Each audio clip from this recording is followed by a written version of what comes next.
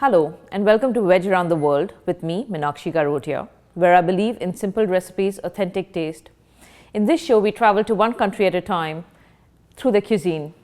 Today, the country is going to be Russia. Now, Russia is the largest country in the world, and what I'm giving you today is just going to be a flavor of the country because it's got way too many cuisines, way too much going on for us to cover it in one show. Russia, the climate is very cold. So a lot of the staple is foods that can be preserved easily. So a lot of root vegetables like beet, parsnips, potatoes, and actually mushrooms is really big in Russia too. Mushrooms, there's a whole Russian culture around mushrooms where families go foraging for mushrooms in the forests, and it's like a family activity, and a lot of people have almost emotional connections to mushroom. So we're going to do this really amazing dish with mushrooms and mashed potatoes. In spices, there aren't really too many spices in Russian food. It's a very basic, hearty sort of food. They use a lot of salt, pepper, and dill and parsley. Parsley is actually the leaf part of parsnips. So sometimes you can almost use them interchangeably. So like in my borscht today, I'm using parsley leaves instead of parsnips. I actually had the good fortune of visiting Russia a couple of years ago for a holiday, and being vegetarian was not that much fun there because even though most of the populace actually eats vegetarian food because meat is not easily available and it's very expensive, at least it was for a long time. But in restaurants, it's very meat heavy. So if you're purely vegetarian, where you don't want meat stocks and you don't want a little bit of meat in your food, then it was a bit of a challenge. We got a lot of potatoes, mushrooms, and borscht, which is essentially a lot of what I'm making. So the menu today is going to be, so one of my favorite Russian things to eat is Pirozhki, which is basically a dinner roll stuffed. Normally they stuff it with meat or cabbage or mushrooms. I'm going to do it with cabbage, but the way I'll show you today, you can do this with anything. You're going to have borscht. Borscht is basically a soup. It's a hot beet soup with a bunch of other vegetables in it, but beet is the basic flavor in it. Normally, borscht takes a long time to cook because beet actually takes a very long time to cook, but I have a little shortcut. Now, typically, I don't like using canned stuff, but sometimes, hey, if it cuts my cooking time down by 1 hour, I'll take it. And we're going to have the mushroom dish with the potatoes, which I've already mentioned. And we're going to have that with the dessert we're going to have is baked apple. Now, the way Russians do apple, it's very interesting, but I'll get into that a little bit later. And Russian food really sort of calls out for vodka. But in case you don't drink, I'm going to teach you a non-alcoholic compote or fruit tea that they like to have with their thing. So let's get started. I'm going to start off with the stuff that needs to be baked first. We're going to be baking two things. We're going to be baking the apples and the pirozhki. Now, for the pirozhki, what's easy, I'm going to call them cabbage buns, just so that I get the pronunciation right. But for the cabbage buns, what you need to do is you go to any grocery store and you buy dinner rolls. It's in the frozen aisle, and you let it thaw out overnight. And once it's thawed out overnight, you take it out and you keep the individual rolls. You just let them puff up. You can see it, and you can tell it's puffed up because when you press down, it gives. Now, if you were doing this at home, this requires a lot of work. It took me like 2 minutes. So we're going to keep this aside while we prepare the cabbage. But even before the cabbage, I'm going to start with the apples. Now, the way Russians do they have two types, everybody knows there are two types of apples, right? Green and red. Now, green is more abundant than red. So in Russia, typically you will eat the red apple, but you will cook with the green apple. So you core the apple. Now, the Russian way of coring it is very complicated. You take a very thin knife, something really small, you cut in like this, but you don't go all the way down. You leave the bottom part intact. I refuse to do that much work. It takes way too much time. So I just take a regular apple and I bought a corer. I know that's a little bit cheating, but it really makes a big difference. So coring is actually fun. You just take a corer and you go down into it. I'm actually going to make a very big hole. You probably can't see it, but you still have seeds in this. So I'm going to do one more jab. And trust me, this is so much easier than doing it with a knife. And these corals are really reasonable. It's like $3 for this one.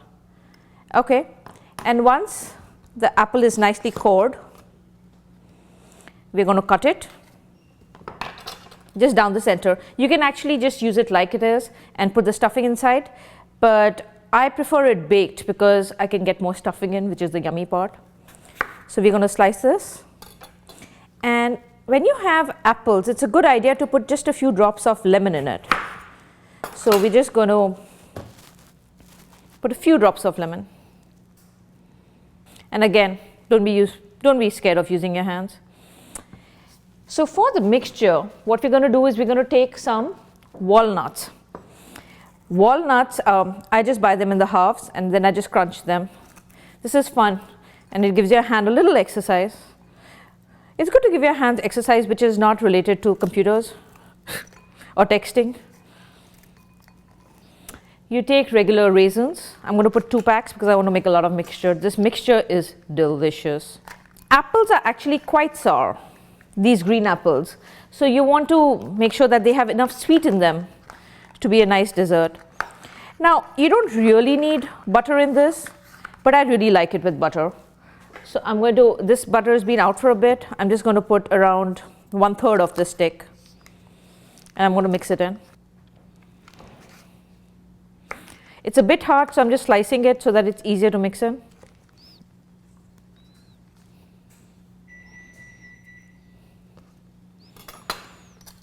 I'm going to take a good amount of sugar, so let me give you in teaspoons. I'm going to take around 1, 2, 3 tablespoons. This stuffing is actually going to be enough for maybe 4 apples.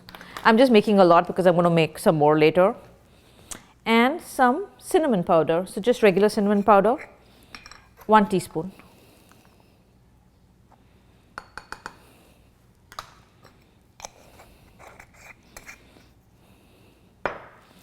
What you do is you take a spoon or whatever you have and you mix it. And you have to work the, you can actually melt the butter a bit, but I'm just working it in.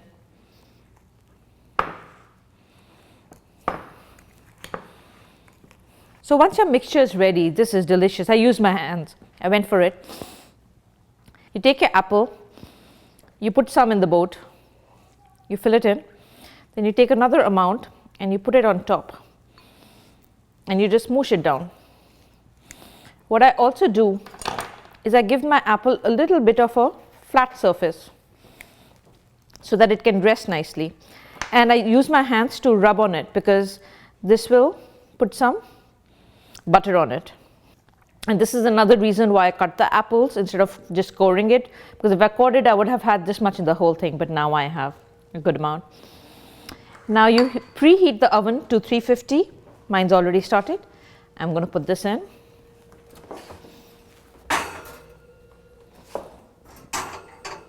And there, we're done. We're going to bake this for around 25 minutes to half an hour. You sort of need to see it. You need to see the skin melting. It's possible this will fall apart, but there's no problem in that. And let's put this aside. I'm just going to clean up and be right back. And I'm back. So the next thing we're going to do is the other baked dish, which is the Pirozhki cabbage rolls. For the cabbage rolls, it's actually pretty simple. You just take a little bit of water, not too much. Now for the cabbage rolls, you can actually cut the cabbage, and that's what I did right now. But personally, I just go into the store and you get these shredded cabbage packs and I just use that. So I'm going to use this, but I'm going to just leave a little bit for the borscht. You put the cabbage in it. I think this is enough. I'm not making too many rolls today, so I'm not going to use all of it. You add a little bit of salt, just to taste. Now traditionally they don't use pepper in it, but I find the traditional cabbage rolls a little bit bland. So I'm just going to use some pepper. And again, it's your decision. As I said, cooking is not an exact science. You need to play around, figure out what it is that you like. And next time you try it, you make it differently. And I've tried this a few times. And I'm going to give it a little.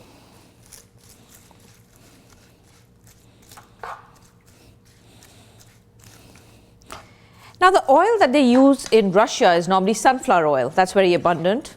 But what I'm going to use is just some regular oil, olive oil. I just use either olive or canola typically. So if possible, I prefer using olive. And we're just going to let this cook. While this is cooking, let's get started with our borscht. Now, as I mentioned, borscht is basically a very root vegetable soup.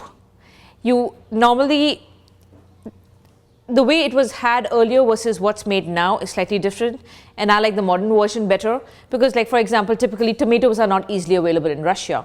They weren't, at least.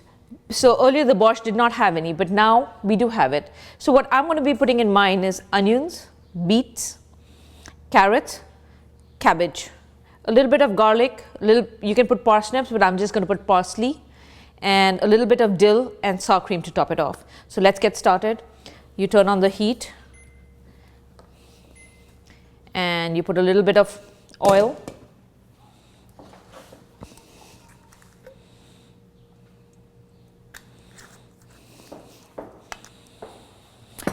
Now all your vegetables in a borscht should be similar size.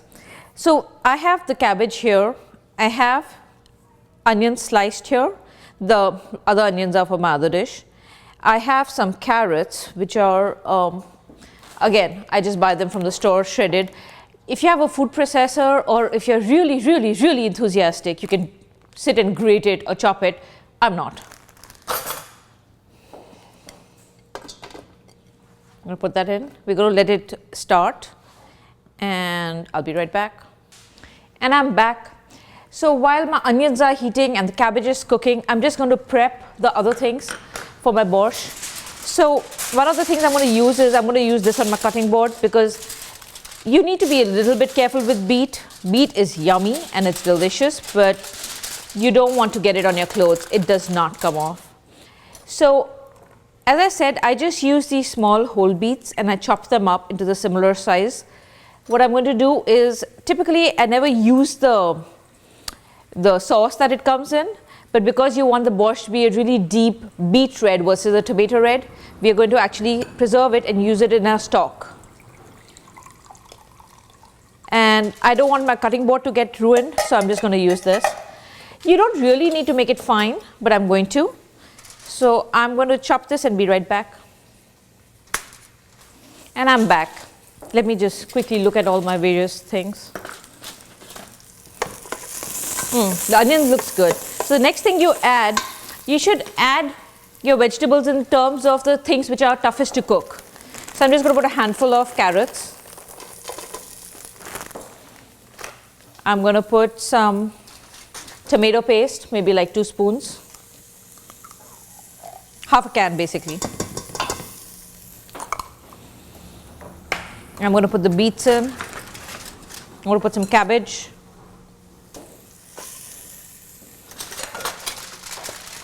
See, advantages of using foil. I don't have to get my hands more messy. And give it a good stir. So we're going to add some broth to this, but I'm going to let it cook for a while like this, so that these vegetables really get cooked. I'm going to cover it. I'm going to put some salt first, a little bit of salt, not too much because the stock, the vegetable stock and all that has some salt, so just a little bit of salt. I don't know whether you know that, but salt also helps you cook your vegetables a lot faster. There are some vegetables that you shouldn't, some vegetarian dishes you should not add salt to. Normally cabbage is one of them. Anything green, or mushrooms, if you put salt up front, it just sort of like wilts, all the water comes out of the dish. So, but in this we don't mind it because we're making a soup. We do want the water to come out. So I'm going to give it a good stir and shut it. I'm also going to, now this cabbage it will cook a lot faster if we cook it covered, but the texture of the cabbage will change. We want this cabbage to be a little bit crunchy. So we're going to keep letting it cook on a high flame with a little bit of water. Now while these things are underway, let's start off with our mushrooms and our compote soup, tea, I'm sorry. For the tea, what we're going to do is we're going to take some water.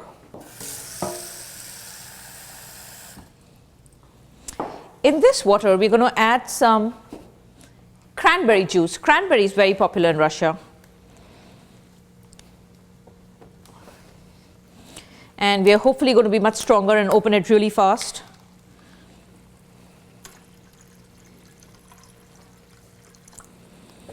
And we're going to add some fruits to it. So we're going to add some raspberries, blueberries, and some apples. I'm just going to peel and cut some apple, but I'm going to start this off in the meantime.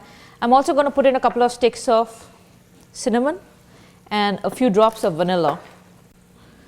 It becomes extremely fragrant and delicious. After I cook it for a bit, I'm going to test it for sugar because you don't want it to be very sour. Cranberry can be very tart and sour. You want it to be something that you enjoy, the right level of sugar for you.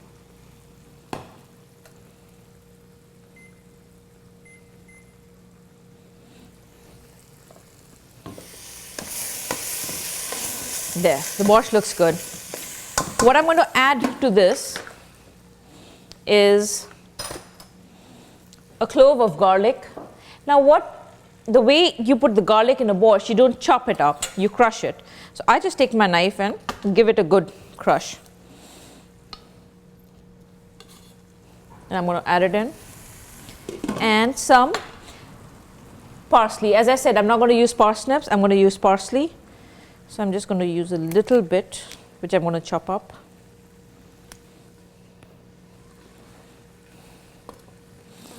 It's interesting, you have so many different cuisines and they all use some herbs in common. Parsley, for example, or cilantro.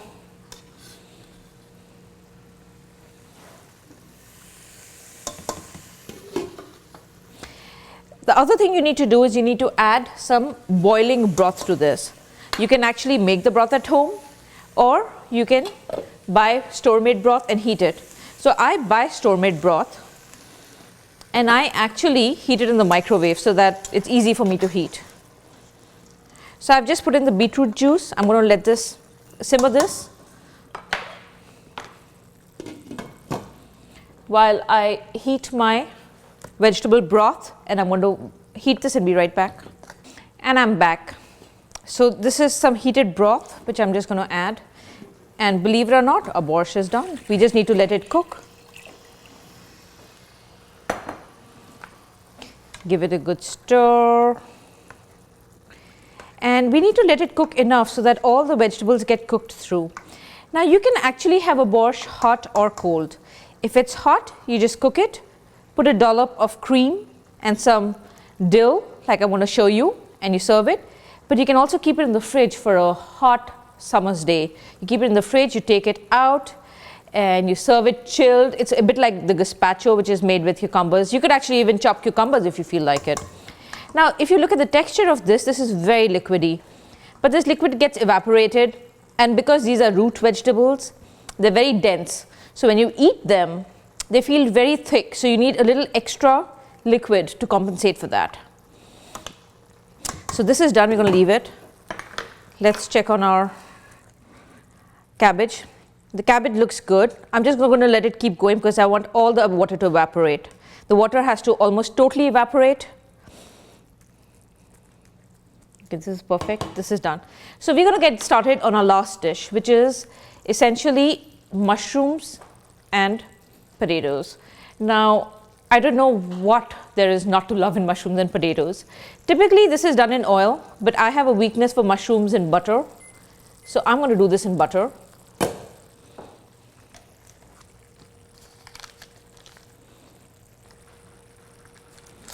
Just take a bit of butter.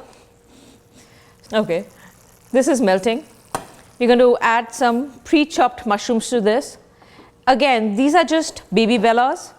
I actually sat and chopped these, but you get them in the store pre-chopped. Use that. There's no shame in shortcuts as long as your food tastes good. So we're going to add some chopped onion. Now this is just one small medium yellow onion. I don't use red onions for my food, Russian food, because I like that the onion disappears inside the food. Now the smell of frying onions, oh, it's phenomenal. These onions look well done, so I'm going to add the mushrooms to them now. Again, I'm not going to cover this, and I'm not going to add the salt to it. Okay, that's good. Keep it on medium heat. Very high will burn it, especially if you're on an electric.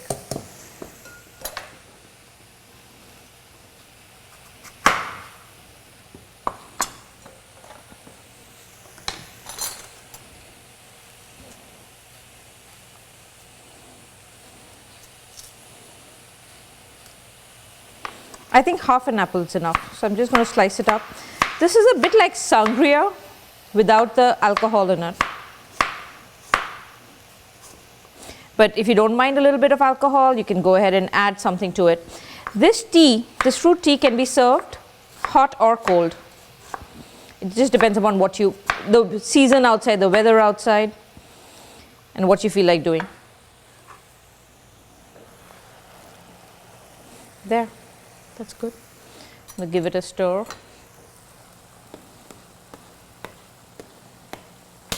I'm going to cover it, and we're all set. I'm going to turn it off.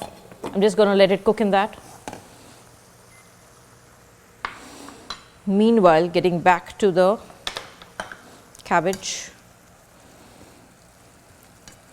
Now with the cabbage, you want to be sure that it doesn't dry out completely, because fried cabbage does not taste good inside the buns. I'm going to take a quick peek at my apples and be right back. I'm back. The mushrooms smell amazing. So I'm going to go ahead and add salt at this point, and just a little bit of salt. The other thing you need for the mushroom is potatoes. So for the potatoes, you just boil them with some salt. I actually pre-boiled them, but I haven't peeled them yet. So I'm going to go ahead and peel them right now. I normally like using Yukon Gold because the color of the gold potato actually really matches this dish very well. It makes it look prettier. And I personally like the thin skin of the Yukon Gold. It's easy to peel, and I like the taste better, to be honest. Once it's peeled, you can either chop it or mash it. I do a combination. So I chop a little bit, and this is easier to do when it's boiling hot, which is normally when you're trying to avoid touching it. Take your knife and press down.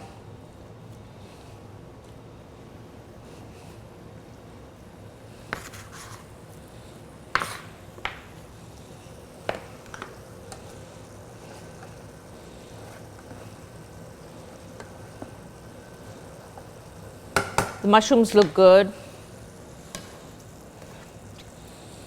We're just waiting for this water to dry out, but it looks good. And let's check on the soup.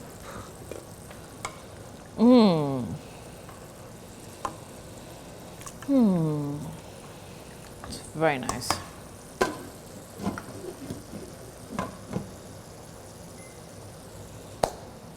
And we're going to wait for the cabbage and be right back. And I'm back. So when this water has almost evaporated, you just crack a couple of eggs in it.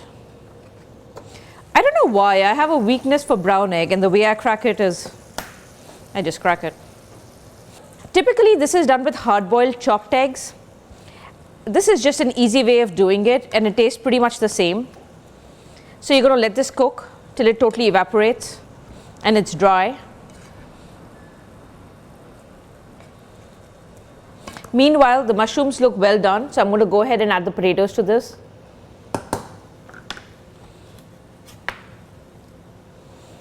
And as usual, I'm not shy of using my hands, which were nicely washed before the show.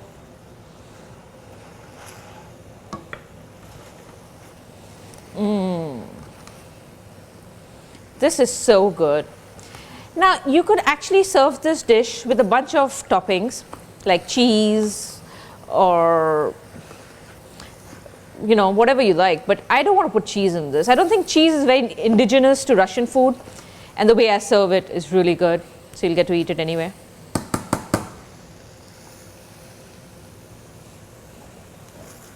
You want to make sure that your egg is not sticking to the bottom.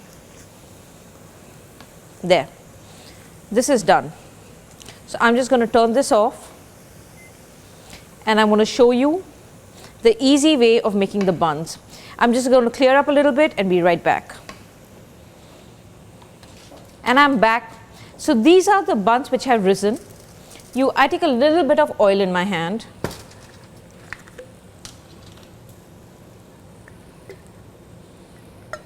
And I just spread a little bit out here too. Because these rolls are actually quite sticky. You take one and you just poof it out in your hand. You just stretch it out, put it in your hand, and you go ahead and take some filling. Be careful not to burn your hand. You can actually even do it on the foil itself. And then you can actually let this cool down also.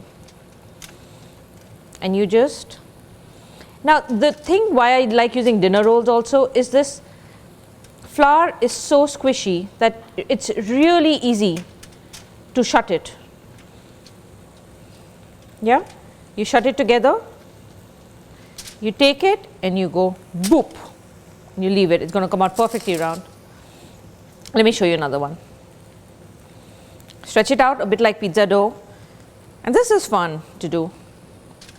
Put it down, put some stuffing in the middle.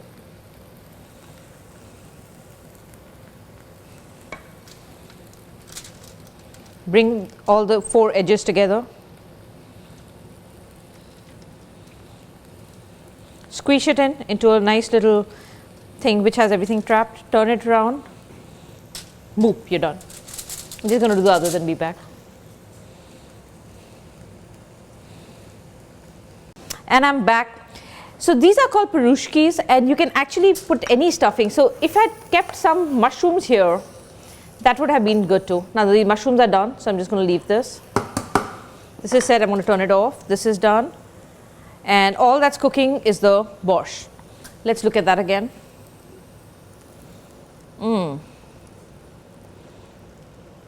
This smells really good. I'm going to keep letting it cook. And I'm going to put these in the oven and be right back. And I'm back. While I was putting the buns in, I realized that the apples are done. So I'm going to pull them out and show you how beautiful and fragrant they look. You know your apples are done when it starts falling apart. Now this is hot, so you need to be careful. Also the sugar around it is caramelized. You can eat this one of 2 ways. You can actually, for both of them, I'm going to sprinkle some confectioner's sugar on it.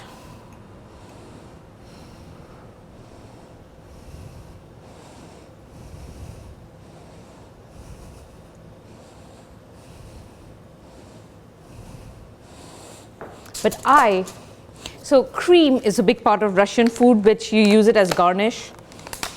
And I'm just going to put a dollop of sour cream, whipped cream or sour cream. I have whipped right now. You know what? I'm going to have it just as is. I prefer it without the sour cream. If I had sweetened whipped cream, I might have put some, but this is so good. And if you look here, ooh, that's really good. So I'm going to put this away, and I'm going to dish up the mushrooms.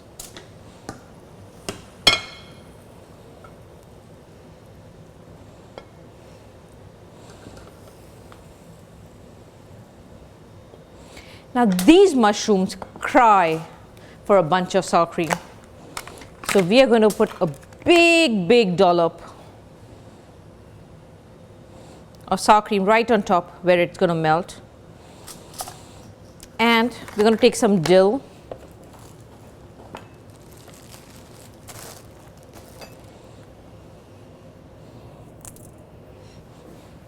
I'll be right back. We're going to take some dill and chop it up really fine. Remove the stems. Dill is actually a very strong spice, and it's used in a lot of cultures. It's used in pickles most commonly. There's a lot of dill in Russian food. I'm going to go ahead and cut a little bit more because we're going to garnish our gazpacho with it, not gazpacho, sorry, borscht with it too. Just take a little bit. I'm going to sprinkle it on top. There. We're going to wait for the buns to come, and we're going to serve out the, I'm going to go check on the buns now. And I'm back. The buns are not done yet.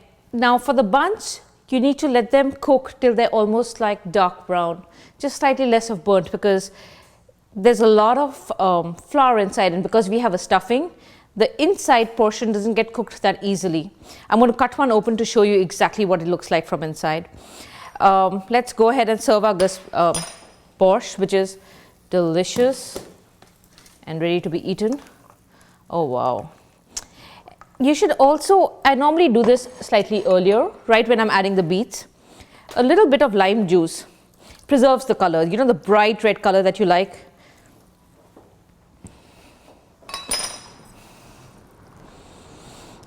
It also adds a little something to the flavor. You want to make sure you get all the vegetables, all the soup.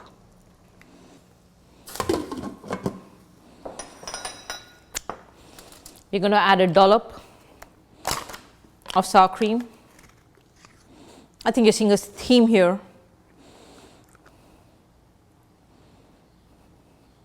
This also will really thicken up the soup. And sprinkle some dill on it. Dill is one of the most popular garnishes in Russian food.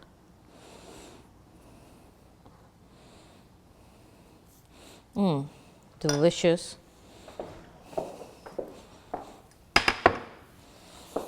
And let's spoon out the tea as well.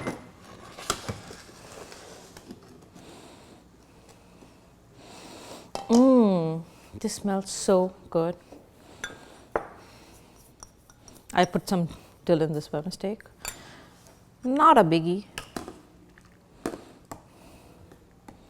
I'm going to have this hot right now, but you can actually go ahead and have this cold as well. You just put it in the fridge. And some of the vegetables are cooked and some are not. So you're going to get a crunch or not. Oh wow, this smells seriously good.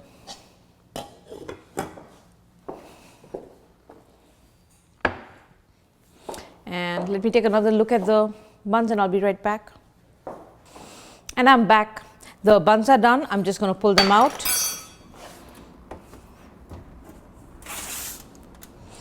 You have to be careful, these things are hot. And I'm just going to cut one open so you can see it from inside, what it looks like.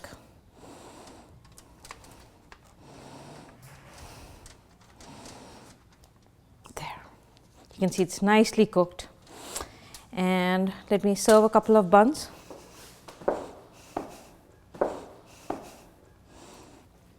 And our meal is ready. I hope you enjoy it. We have your borscht, your mushrooms with potatoes, your pirozhki with the cabbage buns, your tea, and not to be missed, the baked apple with walnut and raisins. Bon appetit.